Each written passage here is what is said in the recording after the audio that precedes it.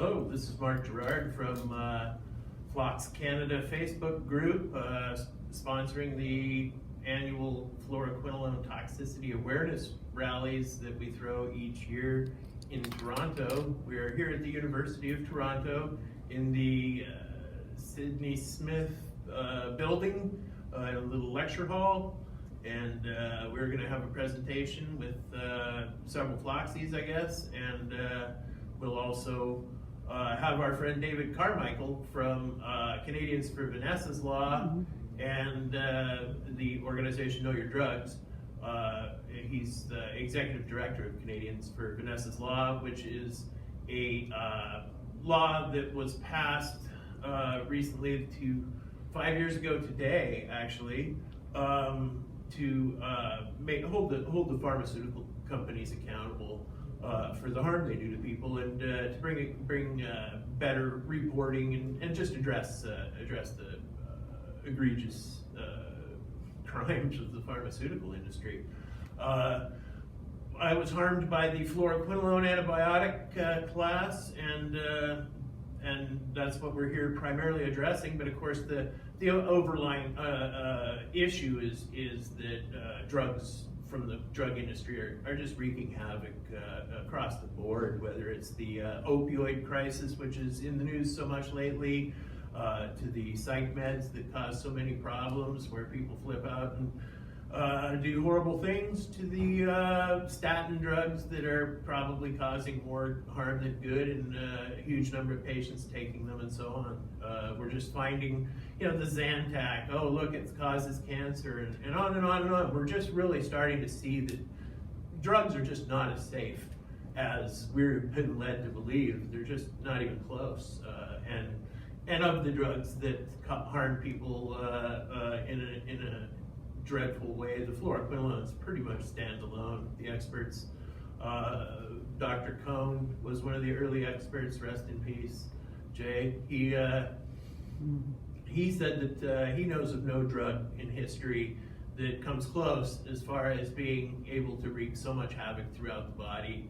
And these drugs they cause head-to-toe devastation. It's indescribable how overwhelming it is to have your body falling apart on a cellular level. Our connective tissue doesn't reproduce properly, and so the conditions, the symptoms we have, in my case, I had, one of the first things that happened was I had incredible loss of control of my bladder, like from complete control to no control with no warning. And I was a couple days into it. I just felt worse and worse, sicker and nausea. I had horrible diarrhea, farts from hell. And then at 17 days out, I had blood clots in my chest and arm. And they finished the course, and they had me on all kinds of other drugs.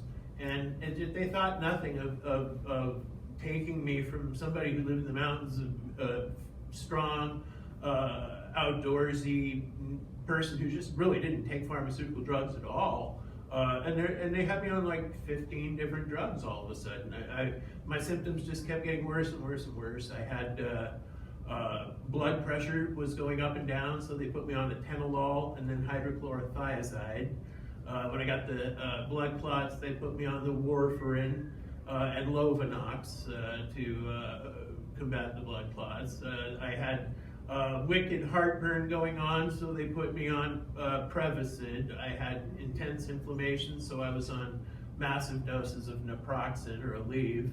I had respiratory problems, so they put me on Advair inhaler, and they put me on, I had anxiety attacks, so they gave me one of the PAMs, lorazepam, or there's a few different ones, the benzos. They gave me benzos. I couldn't sleep, so they gave me Ambien, and there's another half a dozen drugs or so in there. And it's just, my body completely fell apart. I've had half a dozen procedures on my left ankle. I've had veins hacked from my leg, bloated purple failing veins hacked from my leg in 13 places so far. I've got another appointment scheduled with the surgeon in January, and he's gonna look at my leg and go, "Oh, you're gonna have to go fast track." And last time he looked at my leg, I had, and this is Canada where we have people protesting about the waits in hospitals out beside us. And we really hit it off great with them because there's really no one clogging hospitals like us. We're just devastated from head to toe. Every one of us pretty much ends up with half a dozen, 20 different specialists, all clueless about what happened to us, all completely unable to offer any reasonable form of treatment to help us in any way, and pretty much all causing more problems than they're solving with the treatments they're recommending, conflicting with each other, and prescribing. With all those drugs that I mentioned I was taking, the vast majority of them are contraindicated, meaning they form some kind of toxic reaction with the fluoroquinolones, and they had me on them all. They didn't think anything about mixing one drug after another, after another, after another, after another, and I just kept getting sicker and sicker and sicker. I took myself off. I basically checked out of the hospital, moved away from the area, and took myself off the drugs, and I got healthier and healthier and healthier. And the less drugs I take, the healthier I get. And so it's just a crisis in our society that people are being sickened and maimed and injured and killed by these drugs, directly and indirectly. And the cost to society is just stunning. We have people that are going from being productive, contributing members of society to, in the case of the fluoroquinolones, I mean, suddenly we suddenly need, we're not working anymore, we're not paying taxes, we're not contributing as coaches, as prayer group leaders, as protest organizers.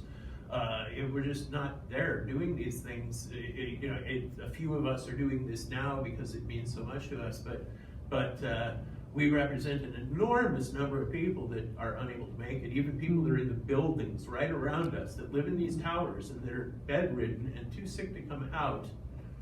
One year they might, and then 4 in a row they don't, because they are too sick to come to an event a mile or a couple of kilometers from where they live. And so we represent these people that have been harmed, and it's just amazing that there's just one support group after another for all these people injured by these different types of drugs.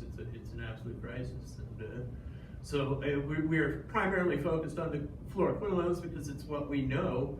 But we're in the process of reaching out and networking with people that have been harmed by other drugs and organizations that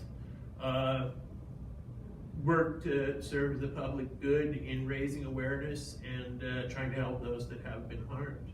And with that, I'd like to bring my friend David Carmichael up to begin his presentation.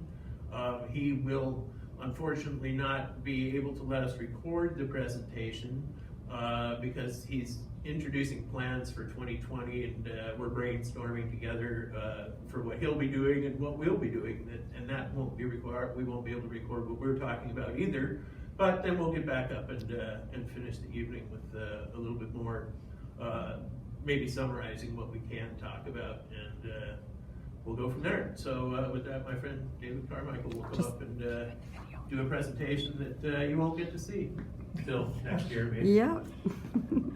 Yeah. Okay. I do look forward to delivering this presentation, but as Mark said, there's a lot of uncertainty among our plans for 2020. So tonight is part of sharing some of our plans. And nothing is definitive, but one it is definitive, as Mark said. We'll have an integrative marketing communication strategy built around all this.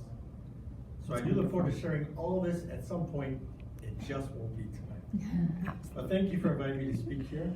And I'm really looking forward to speaking to you. Awesome. Thank you. Thank you.